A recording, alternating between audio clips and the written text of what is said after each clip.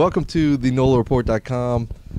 I'm your host, David Abity. Today I have with me Miss Jennifer Werther. Miss Werther is running for the high office of sheriff here in St Tammany Parish, Louisiana. Jennifer, thank you for meeting with me. And just can you tell us a little bit about yourself? Sure, thank you. My name is Jennifer Werther. I go by HAP as a nickname, and I'm a retired Navy chief, running for St Tammany Parish Sheriff. I was raised here in St Tammany, and then I was gone in the Navy for 23 years.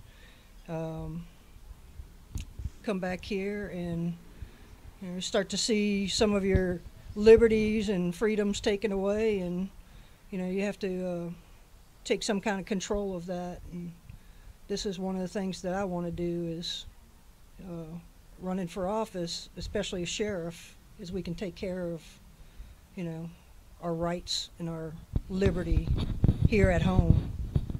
Being part of the Navy, you took an oath to uphold the Constitution. How important do you take that oath, and what does it mean to you? Sure, that's a lifelong oath as well for any military. They believe in that the rest of their life. Upholding the Constitution, we did our oath to uphold the Constitution, and in this position, it is a major requirement for a sheriff to uphold the Constitution for our citizens. We're the buffer to keep our citizens safe. So not just safe, but protecting their rights. Definitely. The sheriff holds a position to keep that balance of power. Right now we're seeing the federal government, municipalities, local governments seem to be trying to exert their wishes upon the people, and a lot of what they're doing is unconstitutional. So what specifically could a parish sheriff or county sheriff do to keep that balance of powers that the founding fathers had intended? One thing is the militarization. We can stop the taking this equipment from the federal government. We can stop these federal alliances. That's keeping federal business out of our parish. There's a lot of federal alliances right now. Mm-hmm. And that is, as long as we're not interfering with our citizens' rights as well as deputies and sheriff, we also don't want the federal government doing that as well. Yeah. So when you allow the federal government to come in and do the same things that you're teaching your deputies not to do, right? It has to be stopped right here, and that's the one thing the sheriff does, especially as a constitutional cop. Going into it a little bit further, there's a tremendous amount of federal funding that's been given to these local offices. I've heard my sheriff in Jefferson Parish say that there are no strings attached to this money. Do you believe that? And is this would you deny federal money because of whatever reason? Right. It's it could be a give or take kind of thing. I could see where it's kind of like our federal alliances or our foreign alliances. Mm-hmm. So, we help this one out, they help us out, that kind of thing. And it's kind of that same idea when you start bringing in federal government and you start accepting things, and then they may ask you to do something, you start doing it for them. So there's always a possibility of those types of alliances. What would be the implications of them asking a local sheriff to say carry out a federal mandate that is unconstitutional, would that local police chief or sheriff feel obligated, since they have received such money, and more importantly, they're receiving marching orders from the federal government? Isn't that a violation of the balance of power? And I mean, right. And they should just say no. I mean, right there, if the federal government wants to come in and say take guns. yeah. And we know the parishes did that after Katrina, right? They went around and they confiscated guns. Right. Well, you have places around the country where, the federal government wants to do that, states are doing that. A parish or a county, the sheriff can say, no, you're not coming in here. Right.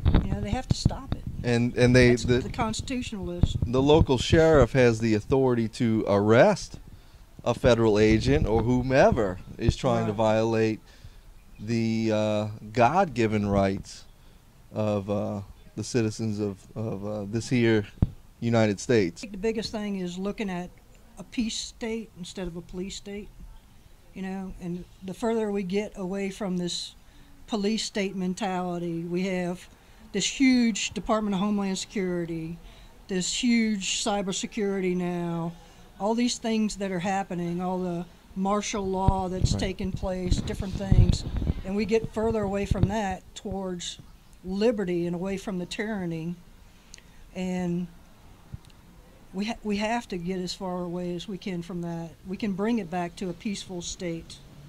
We do not have to have this police state that's all juiced up on attacking citizens. Right. You mentioned gun control. What are your feelings towards gun registration? I think we need to go back to constitutional carry, which is no registration for concealed or for open. We have open in the state, but this would be no registration whatsoever. Yeah. So in the Bill of Rights, it doesn't say you can the right to bear arms if you register them with the central authority. Right. Get them taken away anytime they deem necessary. Registration will lead to a confiscation. It's basically like handing a laundry list to whomever's in power, and whether that particular sheriff has the best intentions of the world or not, the one after him could violate the citizens' rights, could try to do something more extreme than what the previous sheriff had said that the list was for, the registration was for. In Jefferson Parish, our sheriff says, you should register your guns with us, because if somebody steals them and we find it, then we can return it to you. So you can keep your own serial number, and then if somebody stole it, you can always say, this is my serial number. Just like you do with That's a simple anything, solution, isn't it? Like anything, right? Right. If you have a serial number to your TV, Right. or something, and somebody steals it, you go, there, I got my serial number. Right. Anything that you want to add? I think one other thing is we talk about different types of crimes, and I think one of the biggest things is having priorities of going after the real crimes. I mean, like New Orleans is having a problem right now. They went ahead and they did a task force for violent crime. Right. All right. That's what you're supposed to be going after. Right. Should be. That should be like your focus. That should be your priority anyway. Right. Not stopping people for some, craziness. So I think the prioritization would be a big thing in whether, like right now, St. Tammany has a drug task force, but some of that is, just crazy to go after. Yeah. So look at your priorities, and a sheriff can set those priorities away from the stupidity. Yeah. So that's like the biggest thing that I can do as well, is change the priorities. Right.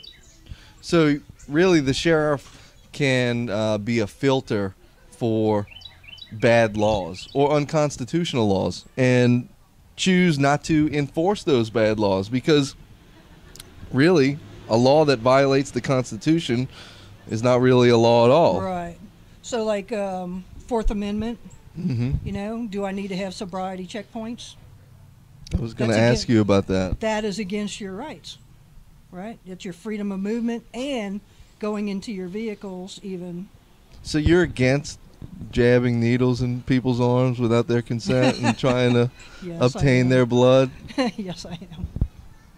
That's good to know. Do you believe traveling is a right or a privilege? No, you have freedom of movement. The idea of public safety. So we're going to mess with somebody else's rights for the idea of general safety. So, and that's kind of what we do across the United States, even federally. We want to regulate this or regulate that for the safety or for the common sake good. of the children, Right. or for the common good, the collective. right? So let's we're violate going to individual rights. Continuously violate people's rights for the sake of something else. Yeah. Well, Ms. Werther, thank you very much for meeting with me, and I wish you all the best luck in the world. Thank you. Appreciate it. Thank you.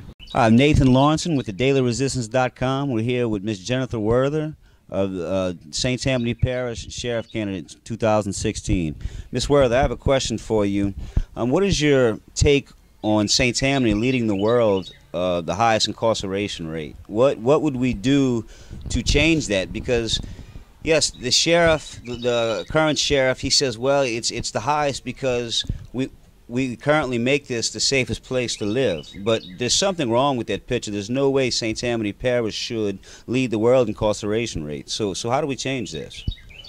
All right. I've been going to a lot of the forums across St. Tammany about this, and even some national forums.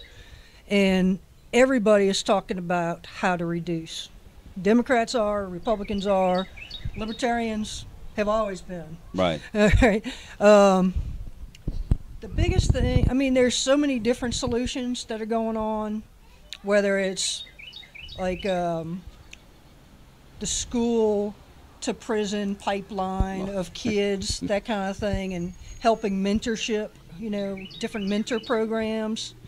There's all kinds of things that can actually help incarceration rate.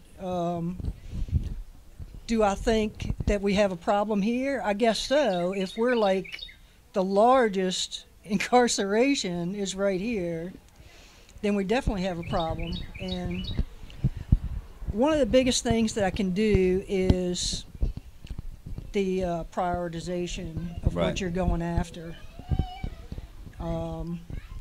There are the laws that are out there, but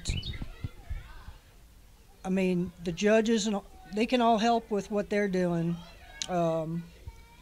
with what type of, you know, recommendations they have for incarceration or other options.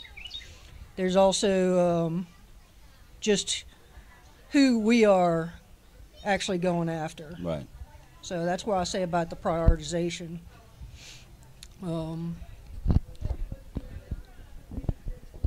What else? So, I mean, what is your take? They have, you know, right now in this area, there's a big problem with heroin use, and I'm just bringing this drug out to the forefront because it's a big problem. So they have many people right now getting these long prison sentences. Some of them even getting life in prison for being drug addicts. So, I mean, how do we change this to where instead of giving these people these long prison sentences, we get them in the treatment programs? I mean, is there anything maybe on a local level dealing with the sheriff's office to maybe have some recommendations through the court system to change some of these problems? Well, there's recommendations. I mean, libertarians are out there in general trying to get people to actually change the laws. Right. That's the biggest thing. Oh, yeah. So when you have mandatory minimums, that's a big problem right there. That's not something I can do as sheriff. Right. But there's all these things that can help. Right. Okay, as sheriff, the programs, it's not under me. Right. So that's the bad part. Right. If there was, if there's more things that I can do, I will. Right. And if it comes up in that way. But the biggest thing is that everybody get on board to try to change these things, because they're not helping. People went overboard with trying to legislate this crime problem that they had, and then they overdid it. Okay? Oh, yeah. So, yeah, maybe they wanted to have some harsher sentences, but it went crazy, and now they have this massive incarceration. Oh yeah, even Burl Kane, the warden for Angola State Prison, he's even come out and said, look, majority of these prisoners that are in here, 85 to 90% of the prisoners in Angola are lifers. He said most of these guys, they no longer deserve to be in here. They're in here for life over drug charges, and he said there's something that needs to be done. But he said that's up to the voters. So I guess maybe the voters need to, force the. It is. It really is. But I appreciate your time today, Miss Werther. I really look forward to the upcoming race, and good luck, and you have a blessed day there. Thank you. Thank you.